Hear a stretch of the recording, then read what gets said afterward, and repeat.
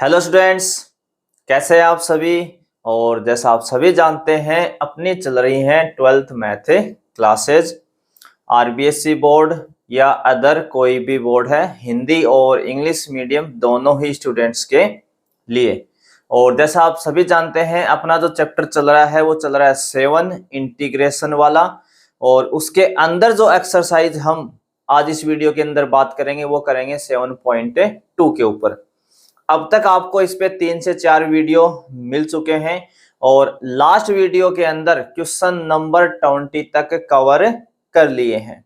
आज हम बात करेंगे आगे क्वेश्चन नंबर 21 पे। अगर आपको चीजें समझ में आ रही हैं, आपको लग रहा है कि मेरे द्वारा बनाए गए वीडियो आपके लिए काफी यूजफुल हैं, हेल्पफुल हैं, आपकी स्टडी को और स्मार्ट बना रहे हैं, आपको चीजें और अच्छे से समझ में आ रही हैं, आपको बेनिफिट हो रहा है, आपको लग रहा है कि मेरा टाइम वेस्ट नहीं हो रहा है वीडियो देख के, तो आप इस वीडियो को लाइक करेंगे, चैनल को सब्सक्राइब करेंगे और बेल आइकन को भी प्रेस कर देंगे ताकि नए वीडियो का नोटिफिकेशन आपके पास पहुंचे सबसे पहले। ठीक है, तो बिना टाइम वेस्ट किए करते हैं आज का वीडियो स्टार्ट।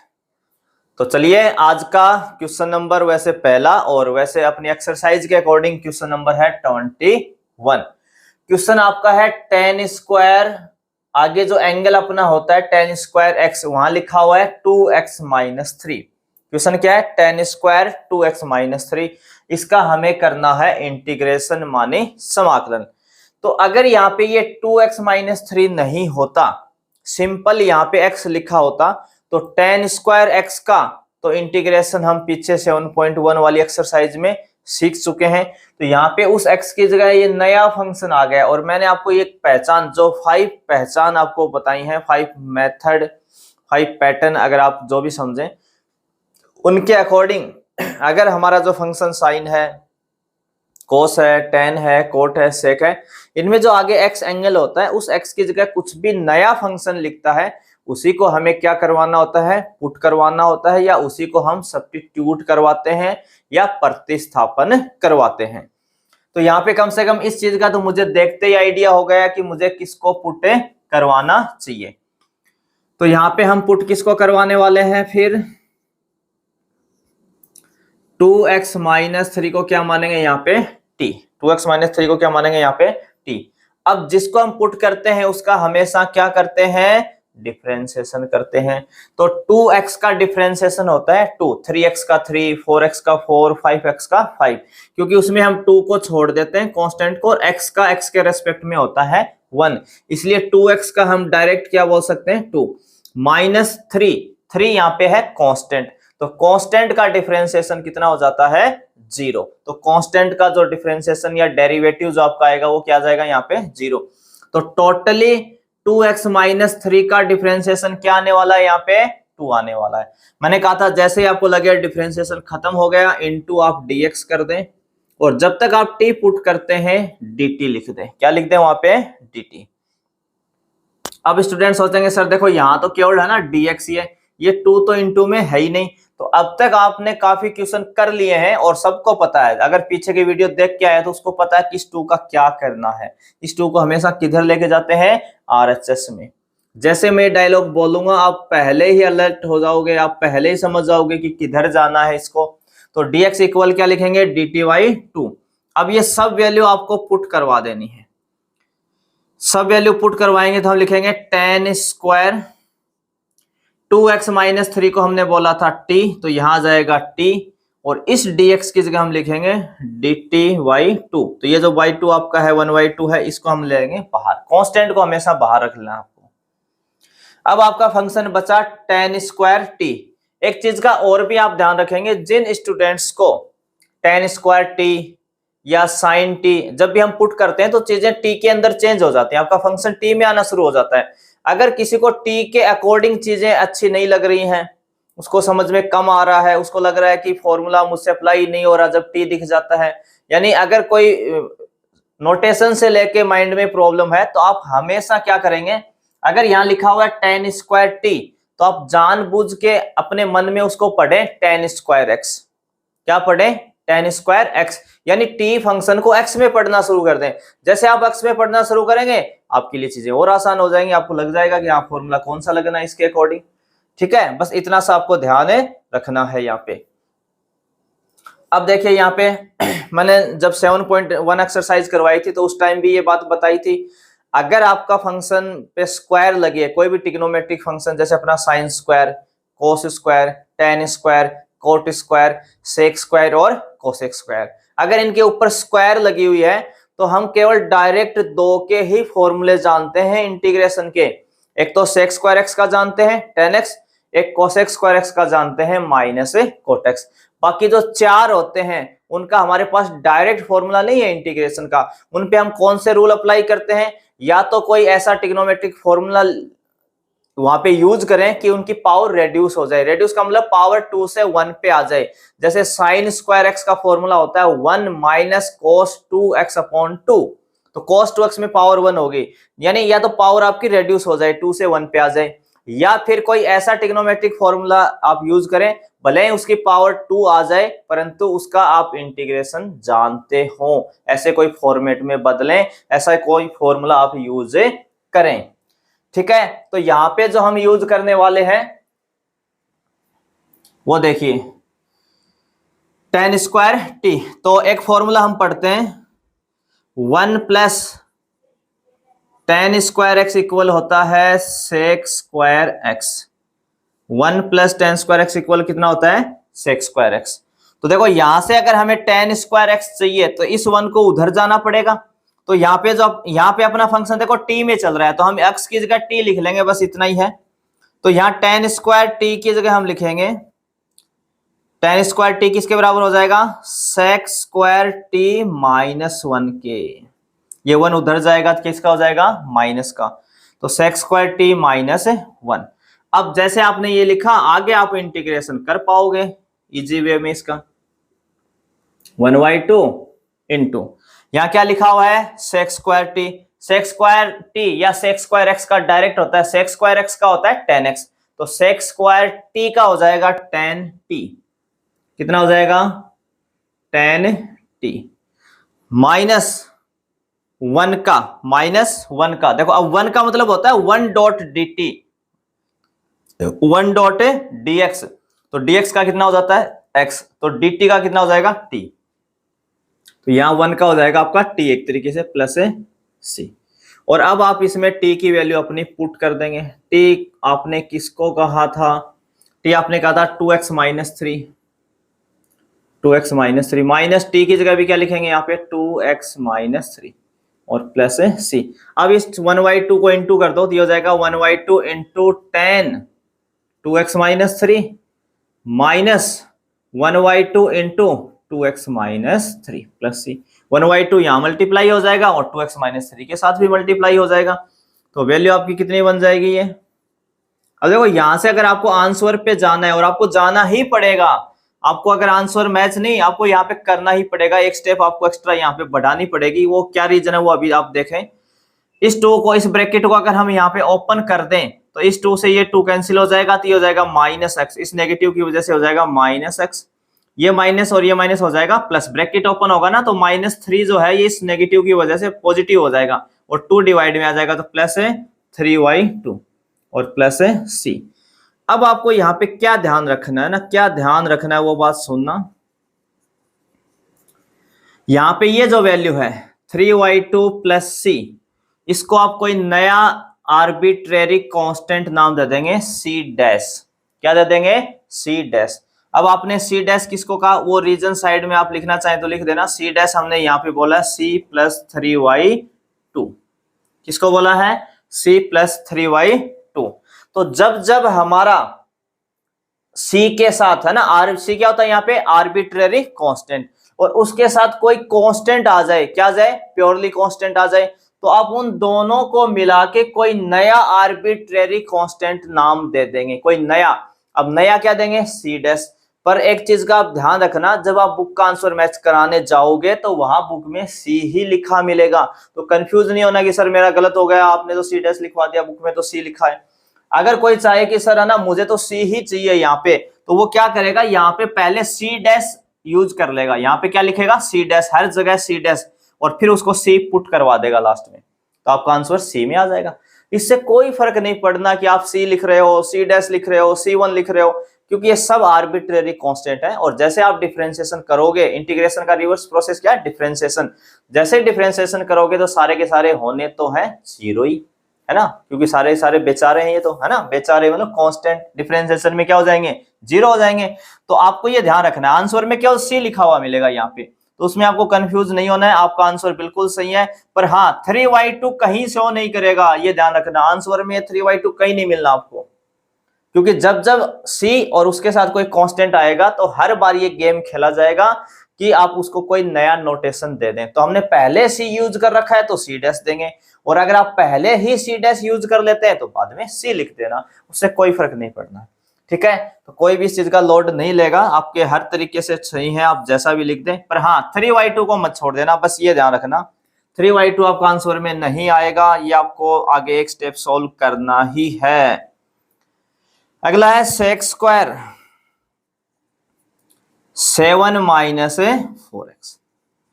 अब देखो, चाहे तो हम इसको एक स्टेप पे निपटा सकते हैं, चाहे तो एक ही स्टेप पे इंटीग्रेशन कर सकते हैं, पर हम कौन सा मेथड पढ़ रहे हैं, अपना सब्स्टिट्यूशन वाला, तो उसी के अकॉर्डिंग चलेंगे। हमें पता है जब तक ये सेक स्क्वायर x होता तब तक अच्छा था, खूबसूरत लगता है देखने में, और उस x की जगह कुछ भी नया फंक्शन आता है तो उसी को हम क्या पुट करवा लेते हैं, t। तो यहाँ पे 7 माइनस 4x को क्या पुट करवाने वाले हैं, t, और जिसको हम पुट करवाते हैं उसका क्या करते हैं, डिफरेंशिएशन करते हैं।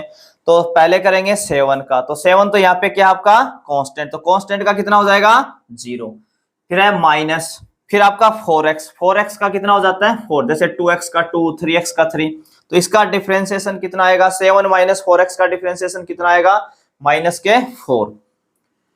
ठीक है, तो ये आपका डिफरेंशिएशन आ गया। जैसे डिफरेंशिएशन खत्म हो इनटू क्या लिखेंगे, dx, और t की जगह क्या लिख देंगे, dt। जब तक आप t पुट करवाते हैं वहां dt लिखते रहे। हमने काफी बार कर लिया ये प्रोसेस, पहली बार तो कर नहीं रहे। इस -4 का हम उधर डिवाइड दे देंगे, तो डिवाइड में चला जाएगा आपका -4। ये सब वैल्यू आप यहाँ पे पुट करवा देंगे वापिस। तो सेक स्क्वायर इसको हमने 7 माइनस 4x को क्या बोला है, t, तो यहाँ पे आ जाएगा t, और इनटू में आ जाएगा dt अपॉन -4, तो ये -1/4 को हम लिख लेंगे बाहर अपना, तो -1/4 आपका चलता रहेगा बाहर। सेक स्क्वायर x का इंटीग्रेशन हम डायरेक्ट जानते हैं, सेक स्क्वायर x का होता है 10x, तो सेक स्क्वायर t का हो जाएगा यहाँ पे 10t और प्लस का c, और t की वैल्यू आप यहाँ पे रखवा देंगे 10t, कितना है यहाँ पे आपका t हमने माना था 7 माइनस 4x और प्लस c। हम चाहते हैं तो इससे डायरेक्ट ये आंसर दे सकते हैं, एक स्टेप पे हम ये आंसर सीधा सीधा दे सकते हैं, अगर हमारे बेसिक कंसेप्ट अच्छे से क्लियर हैं और डायरेक्ट हम फॉर्मूला यूज करेंगे। परंतु एग्जाम में मान लो 1 नंबर से ऊपर का आता है तो फिर आप सोल्व करके दिखाएं, ठीक है ना। हाँ 1 नंबर में आए, मल्टीपल चॉइस में कहीं यूज करवा रहे हैं तो आप डायरेक्ट अपना आंसर लगा सकते हैं, कोई दिक्कत नहीं है वहां। ठीक है, तो अपना क्वेश्चन नंबर हो गया 21 और एक क्वेश्चन हो गया 22। अब हम बढ़ते हैं अपना नेक्स्ट क्वेश्चन 23 की तरफ। तो चलिए देखते हैं अपना next question, question number 23। Question आपका क्या है, sine inverse x upon root में 1 minus x square into dx, इसका इंटीग्रेशन हमें करना है। और सर इस क्वेश्चन में तो मुझे देखते ही पता चल गया कि किसे पुट करना है। कैसे पता चला कि सर इसमें तो है ना साइन इनवर्स फंक्शन आया हुआ है, और मैंने कहा था अगर इनवर्स फंक्शन पूरे क्वेश्चन में आपको मिलता है तो आप उसको पुट करवा लेंगे, उसको आप t मान लेंगे। तो कम से कम इतना तो सर मुझे पता चल गया कि यहाँ पुट किसको करवाना है, साइन इनवर्स x को t पुट करवा देंगे, और जिसका हम पुट करते हैं उसका क्या करते हैं, डिफरेंशिएशन करते हैं। तो साइन इनवर्स x का डिफरेंशिएशन हो जाएगा 1 अपॉन रूट में 1 minus x square, direct formula होता है डिफरेंशिएशन का। साइन इनवर्स x का डिफरेंशिएशन मानी अवकलन क्या होता है, 1 अपॉन रूट में 1 माइनस x स्क्वायर। जैसे ही आपका डिफरेंशिएशन खत्म हो इंटू dx, और t की जगह आप क्या लिख लें, dt लिख लें, t की जगह क्या लिखें, dt। तो देखो यहाँ पे क्या बन गया आपके पास फंक्शन, इस साइन इनवर्स एक्स को हमने माना था टी, तो टी लिख देंगे, और dx अपॉन रूट में 1 माइनस एक्स स्क्वायर, देखो dx अपॉन रूट में, तो ये रहा dx अपॉन रूट में 1 माइनस एक्स स्क्वायर, ये कितना आ जाएगा dt। और हमें बस t का इंटीग्रेशन करना है, यानी x का करना है एक तरीके से, और x का इंटीग्रेशन कितना होता है एक्स स्क्वायर अपॉन 2। कौन से फॉर्मूला यूज किया, x की पावर n, और जब भी हम x की पावर n यूज करते हैं तो पावर को एक और बढ़ा देते हैं, इंक्रीज कर देते हैं, तो यहाँ t की पावर है 1, तो एक और बढ़ा दोगे तो ये t स्क्वायर बन जाएगा। तो x का इंटीग्रेशन होता है एक्स स्क्वायर अपॉन 2, तो t का इंटीग्रेशन हो जाएगा t स्क्वायर अपॉन 2, बस इतना ही फर्क होगी। आपका फंक्शन t में चल रहा है, और t हमने किसको कहा था, साइन इनवर्स x को, तो आप लिखेंगे साइन इनवर्स x का स्क्वायर अपॉन 2 और प्लस c। इस t की जगह हमने क्या रखवा दिया, साइन इनवर्स x। बस इतना ही करना है, छोटा सा क्वेश्चन है, बिल्कुल इजी क्वेश्चन है, देखते ही आइडिया हो जाता है कि किसे पुट करना चाहिए, इससे इजी और क्या चाहिए आपको। तो नेक्स्ट चलते हैं अपने क्वेश्चन नंबर 24 की तरफ। 2 cos x minus 3 sin x upon 6 cos x, 6 into cos x plus 4 into sine x, ये वाला फंक्शन है। ठीक है, तो यहाँ पे कोई इनवर्स भी नहीं है, लॉग भी नहीं है, रूट भी नहीं है, साइन एक्स में जो आगे एक्स होता है उसकी जगह भी सर एक्स ही लिखा है, परंतु सर ये न्यूमरेटर अपॉन डिनोमिनेटर वाला केस तो है ना, पांचों में से कोई एक तो है न्यूमरेटर अपॉन डिनोमिनेटर। तो सर अगर न्यूमरेटर अपॉन डिनोमिनेटर है तो मुझे डिनोमिनेटर को ट्राई करना चाहिए टी, बिल्कुल करेंगे, डिनोमिनेटर ही पुट करेंगे। पर उससे पहले थोड़ा सा अगर आप ये बात याद रख पाए, नहीं भी रख पाए तो भी कोई दिक्कत नहीं है, चलेगा, बाद में पता लग जाएगा उस चीज का। ठीक है, तो अगर यहां से हम 2 कॉमन ले लें, नीचे से क्या ले लें 2 कॉमन, डिनोमिनेटर में से 2 कॉमन आ जाएगा आपका, 2 कॉमन आएगा तो देखो 6 cos x, 6 में से 2 लेंगे तो 3 बच जाएगा, यहाँ पे 3 cos x, 4 में से 2 कॉमन लेंगे तो 2 sin x बच जाएगा ना, ये बच जाएगी वैल्यू। अब आप इसको पुट करवा लें, अगर किसी को ये चीज ध्यान नहीं भी रहती है तो बिल्कुल टेंशन नहीं लेना आपको, आप 6 cos x plus 4 sin x को पुट करवा लेना, जैसे डिफरेंशिएशन करेंगे वहां पे कॉमन ले लेना, है ना, एक की बात है, कोई फर्क नहीं पड़ने वाला है यहाँ पे आपका। अब यहाँ पे किसको पुट करवाएंगे आप, 3 into cos x plus 2 into sine x, इसको क्या पुट करवा देंगे यहाँ पे t।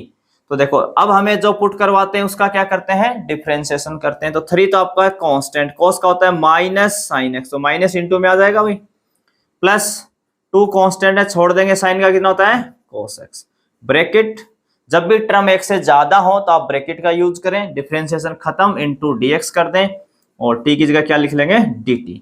तो अब देखो क्या ये वैल्यू ऊपर नहीं है, ये रहा 2 cos x, तो ये रहा 2 cos x, minus 3 sin x, तो ये रहा माइनस 3 sin x, बस टर्म्स आगे पीछे लिखी हुई हैं। तो ये सब वैल्यू आप जब इसमें पुट करोगे, देखो ये जो नीचे वाला 2 था ना, ये वाला 2, ये तो कांस्टेंट आपका बाहर आ जाएगा, इसका कोई लेना देना नहीं अंदर। ऊपर जो ये वैल्यू बची 2 cos x minus 3 sin x into dx, ये वाला जो फंक्शन है ना, ये वाला फंक्शन आपका, ये वाला क्या है dt, और इसको आपने क्या बोला था t, तो ये हो गया dt अपॉन t, और dt अपॉन t को तो सर जानते हैं क्या होता है log t, dx upon x का इंटीग्रेशन क्या होता है log x, तो dt अपॉन t का हो जाएगा log t, और t की वैल्यू हम वापिस रख देंगे, यहाँ पे t की वैल्यू वापिस रख देंगे, t कितना आपका, t कितना रखा था 3 into cos x plus 2 into sine x plus c। अब मान लीजिए किसी को यहाँ पे ये ध्यान नहीं रहा कि 2 कॉमन लेना है, कोई दिक्कत नहीं है, आप इस फंक्शन को ही t पुट करवा लेना। इस फंक्शन को जैसे आप t पुट करवाओगे, बाद में आपको 2 कॉमन लेना ही पड़ेगा, जब सब्स्टिट्यूट करवाओगे तो बाहर 1/2 तो आ जाएगा, परंतु यहाँ इस t की जगह क्या लिख पाओगे आप, 6 cos x plus 4 sin x, वो लिखना पड़ेगा। वो लिखोगे तो आपका आंसर मैच नहीं होगा, आपको अलग दिखेगा। उसके लिए आपको क्या करना पड़ेगा, यहाँ से 2 कॉमन लेना पड़ेगा अंदर ही अंदर, फिर log m इंटू n, तो log m plus log n वाली प्रॉपर्टी यूज करनी पड़ेगी, और फिर आप वही c डैश मानेंगे। ठीक है ना, तो उस पूरे प्रोसेस से अगर आपको बचना है तो फिर आप थोड़ा सा ये ध्यान रख लेंगे यहाँ पे। ठीक है ना, आ जाएगा आंसर उससे भी, पर आपकी कुछ स्टेप बढ़ जाएंगी वहां पे। तो एक बार आप सीख जाएंगे तो खुद से ही आप सारी चीजें पता कर लेंगे। चलिए भाई अगला next question, 1 upon cos square x into 1 minus tan square x into कितना है dx है। क्वेश्चन आपका है 1 upon cos square x into 1 minus ten x का होल स्क्वायर, सॉरी भी टेन स्क्वायर नहीं है यहाँ पे, यह है टेन एक्स का whole square, 1 minus ten x का होल स्क्वायर। तो मैंने एक बात पीछे क्वेश्चन में कही थी, जब जब आपको क्वेश्चन में टेन दिखे, क्या दिखे, टेन एक्स मिले, तो आपको सेक स्क्वायर एक्स को ढूंढना चाहिए। एक डायलॉग आप ये और ऐड कर लेंगे, जब जब क्वेश्चन में आपको क्या दिखे, टेन एक्स, तो आपको सेक स्क्वायर एक्स ढूंढना चाहिए। अगर सेक स्क्वायर एक्स दे रहा है क्वेश्चन के अंदर, तो 100% टेन एक्स को टी पुट करने से अपना काम बन जाएगा वहां पे। तो सर यहाँ पे देखो टेन एक्स तो आया हुआ है, पर सर सेक स्क्वायर नहीं दिया कहीं भी। अब ना सेक स्क्वायर तो आपको देखना पड़ेगा ना भाई, आपको ढूंढना पड़ेगा कहाँ पे है। तो आप देखें 1 अपॉन कॉस स्क्वायर, और 1 अपॉन कॉस स्क्वायर कितना होता है, सेक स्क्वायर ही तो होता है। तो आपको दे रहा है भाई, है ना, बस पागल बना रहा है अपने को ऐसे लिख के, बिल्कुल नहीं बनना है। तो 1 अपॉन कॉस स्क्वायर की जगह हम यहाँ क्या लिखने वाले हैं, सेक स्क्वायर एक्स। नीचे क्या बचा आपके पास, 1 माइनस टेन एक्स का होल स्क्वायर इंटू डीएक्स। अब हम यहाँ पे पुट करवा देंगे किसको, 1 माइनस टेन एक्स को टी पुट करवाएंगे भी, है ना। क्वेश्चन न्यूमरेटर अपॉन डिनोमिनेटर का है, तो डिनोमिनेटर पुट करेंगे, और टेन एक्स दिख ही रहा है तो टेन एक्स को करना है, होल स्क्वायर है तो अंदर वाले फंक्शन को पुट करवा ले। 1 का डिफरेंशिएशन कितना होता है, 0, माइनस 10 का कितना हो जाएगा यहाँ पे, सेक स्क्वायर एक्स, डिफरेंशिएशन खत्म, इंटू डीएक्स, और टी की जगह dt, नेगेटिव आपका उधर चला जाएगा, तो sec square x into dx equal कितना आ जाएगा, माइनस dt। अब ये सब वैल्यू आप यहाँ पे रख देंगे, तो ये रहा सेक स्क्वायर एक्स, ये रहा into dx, sec square into dx कितना है, minus dt upon 1 minus ten x को बोला था t, तो ये हो जाएगा टी स्क्वायर, तो ये बना dt upon T square. Value put करवाने के बाद में क्या बना, dt अपॉन टी स्क्वायर। अब हमें इंटीग्रेशन का ये फॉर्मूला आता है, dx अपॉन एक्स स्क्वायर का इंटीग्रेशन के लिए मैंने कहा था डायरेक्ट याद रखना है, dx अपॉन एक्स स्क्वायर का इंटीग्रेशन होता है माइनस 1 अपॉन एक्स, डायरेक्ट याद रखना है। तो यहाँ dt अपॉन टी स्क्वायर का इंटीग्रेशन हो जाएगा माइनस 1 अपॉन टी।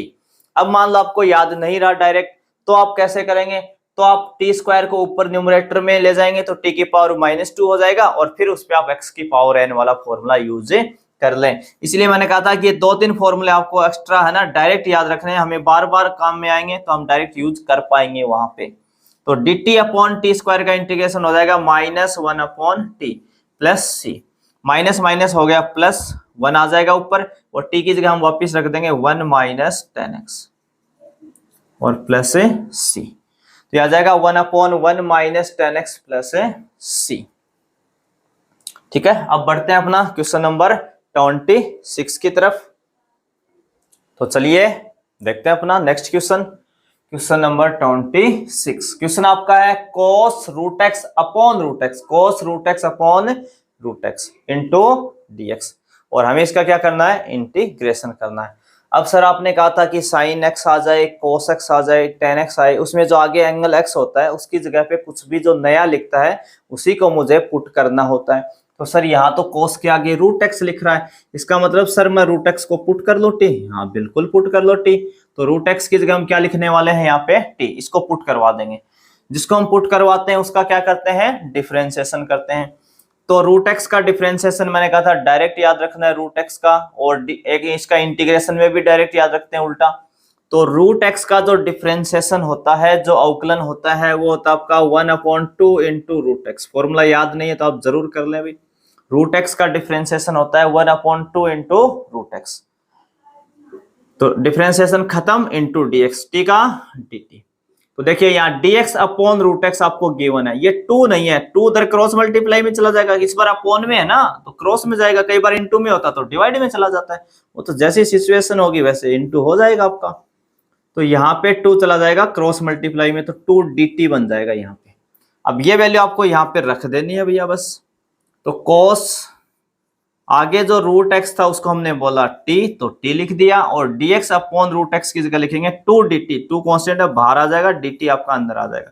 और cos का इंटीग्रेशन हम सब जानते हैं, cos का जो इंटीग्रेशन होता है वो कितना होता है, sin t प्लस c, और t को हमने क्या कहा था यहाँ पे, रूट एक्स और प्लस c। ये आपका हो गया 26, और अगला 27। क्वेश्चन नंबर 27 आपका है रूट में गिवन है साइन 2x और बाहर है cos 2x इंटू dx। ठीक है, तो सर इसमें देखिए रूट के अंदर कोई फंक्शन आ रहा है ना, रूट के अंदर क्या आ रहा है, कोई फंक्शन, तो उसको मैं पुट करवा सकता हूं। और वैसे भी सर साइन का डिफरेंशिएशन कोस तो होता ही है, देखो कोस भी मिल रहा है मुझे, तो सर क्या मैं कोस को भी पुट करवा लूं, तो देखो साइन भी उसका डिफरेंशिएशन होता है, पर हम यहाँ कोस को पुट नहीं करवाएंगे। क्यों नहीं करवाएंगे, अगर आप cos x को पुट करवाते हैं तो जो साइन तो डिफरेंशिएशन में आ जाएगा, परंतु यहाँ वाला जो साइन है ना वो रूट के अंदर है। तो जब भी ऐसा लिखा हो तो रूट के अंदर वाले फंक्शन को, क्योंकि जो आप पुट करवाते हैं, जो फंक्शन आप t मानते हैं और उसका जो डेरिवेटिव आता है वो हमेशा dx के इनटू में या डिवाइड में ही होना चाहिए। ठीक है ना, मोस्टली तो इनटू में मिलता है हमें, तो यहाँ पे ना इसको पुट नहीं करवाना क्योंकि इसका डिफरेंशिएशन साइन जरूर आएगा, पर उसके रूट कहां से लाएंगे भाई, रूट कैसे लगाएंगे, इसलिए रूट के अंदर वाला फंक्शन आप पुट करवाएं, ये ध्यान रखें। तो यहाँ पे आप साइन 2x को t पुट करवा लेंगे। ठीक है, अब कई सर सोचेंगे सर आपने कहा था ना कि साइन में आगे जो x है उसकी जगह कोई नया फंक्शन आता है 2x 3x या कुछ भी चेंज करके लिखता है, उसी को पुट करवाते हैं। तो आप चाहें तो पहले 2x को पुट करवा लो, फिर ये साइन t cos t में चेंज होके आ जाएगा, फिर आप साइन को पुट करवा लेना। 2 बार पुट से बचना चाहते हो तो एक बार डायरेक्ट ही पुट कर दो साइन 2x को, ना पूरा रोग ही कट जाएगा अपने एक साथ। तो साइन 2x को t पुट करवाएंगे, इसका डिफरेंशिएशन करेंगे तो कितना हो जाएगा, साइन का कितना होता है cos 2x, फिर इस 2x का डिफरेंशिएशन इनटू में 2, जैसे डिफरेंशिएशन खत्म इनटू dx और dt। अब देखिए यहाँ पे cos 2x भी है और dx भी है, यहाँ भी सर cos 2x है dx है, पर ये 2 एक्स्ट्रा है सर, 2 एक्स्ट्रा है। एक्स्ट्रा को तो आप समझते हैं ना, एक्स्ट्रा किधर जाएगा, एक्स्ट्रा आपका इधर डिवाइड में आ जाएगा, है ना, डिवाइड कर देंगे उधर। अब वैल्यू पुट करवा दीजिए आप। पुट जब आप करवाएंगे तो रूट के अंदर जो साइन x था इसको आपने बोला t, तो t cos 2x dx की जगह लिखेंगे dt by 2, तो ये by 2 जो आपका है ये आ जाएगा 1/2 बाहर, 1/2 को लिख देंगे, बाहर कांस्टेंट है। अब रूट t का तो सर पीछे के वीडियो में काफी बार किया हुआ है ना, काफी बार इंटीग्रेशन किया था। रूट t का मतलब होता है पावर 1/2, रूट का मतलब पावर कितनी होती है 1/2, तो लगा दें x की पावर n बस इसके ऊपर।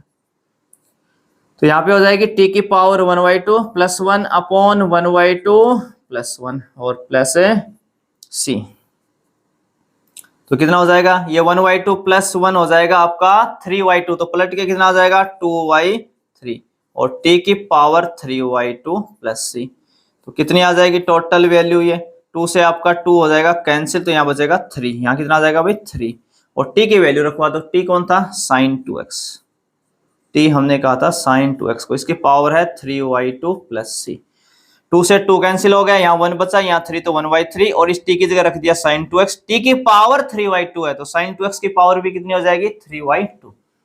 ये आपका था क्वेश्चन नंबर 27, और क्वेश्चन एक और देख लेते हैं हम 28। क्वेश्चन नंबर जो 28 है ये आपका है cos x अपॉन रूट में 1 प्लस साइन x, क्या है cos x अपॉन रूट में 1 प्लस साइन x। अब देखिए सर क्वेश्चन यहाँ पे ना cos x है ऊपर, नीचे डिनोमिनेटर में रूट में 1 प्लस साइन x है, क्वेश्चन है न्यूमरेटर अपॉन डिनोमिनेटर का, तो हम मोस्टली डिनोमिनेटर को पुट करते हैं। और सर डिनोमिनेटर में रूट भी आया हुआ है, तो मैंने कहा था रूट के अंदर वाला पुट कर लेना भाई, अगर रूट लगा दिया तो अंदर वाले फंक्शन को पुट कर लेना। अच्छा सर इसका मतलब मैं 1 प्लस साइन x को t पुट कर लूं, बिल्कुल t पुट कर लें, तो फिर सर साइन का तो डिफरेंशिएशन मुझे पता है cos होता है, और cos तो देखो सर ऊपर मिल भी रहा है, बिल्कुल सही जा रहे हैं सर। तो किसको पुट कर दें यहाँ पे 1 प्लस साइन x को t पुट कर देते हैं, 1 का डिफरेंशिएशन 0, साइन का कितना हो जाएगा cos x इंटू dx और t की जगह dt। अब देखो ऊपर cos x इंटू dx लिखा हुआ है, तो ये बन गया dt अपॉन रूट में इसको क्या बोला था t, तो ये हो जाएगा t, तो ये बना dt अपॉन रूट t। मैंने कहा था ये इंटीग्रेशन है ना डायरेक्ट याद ही कर लो भी, है ना, dx अपॉन रूट x का जो इंटीग्रेशन होता है वो 2 इंटू रूट x होता है ना, डायरेक्ट आप यूज करेंगे। कई चीजें बताई थी, एक तो dx अपॉन रूट x का इंटीग्रेशन 2 इंटू रूट x, एक dx अपॉन x स्क्वायर का इंटीग्रेशन -1 अपॉन x, ये दो चीजें तो आप ढंग से याद कर लें। तो dt अपॉन रूट t हो जाएगा 2 into root t plus c, और t किसको हमने कहा था, t हमने कहा था यहाँ पे 1 प्लस साइन x को और प्लस c, तो ये आपका आ जाएगा यहाँ पे आंसर। बिल्कुल इजी सा क्वेश्चन है, आपको बस पुट करना है और इंटीग्रेशन कर देना है। तो आज बस इस वीडियो में करेंगे क्वेश्चन नंबर 28 तक। आगे जितने भी क्वेश्चन इस एक्सरसाइज से रिलेटेड हैं वो नेक्स्ट वीडियो में आपको कंप्लीट मिल जाएंगे, फिर अपनी एक्सरसाइज हो जाएगी खत्म, फिर हम करेंगे अपनी नई एक्सरसाइज स्टार्ट। ठीक है, तो अगर आपको चीजें समझ में आ रही हैं तो आप कमेंट करके जरूर बताएंगे कि आपको कैसा समझ में आ रहा है और इन वीडियो से आपको क्या फायदा मिल रहा है। ठीक है, तो फिर मिलते हैं एक नए वीडियो में कुछ नए क्वेश्चन के साथ। तब तक आप सभी का धन्यवाद।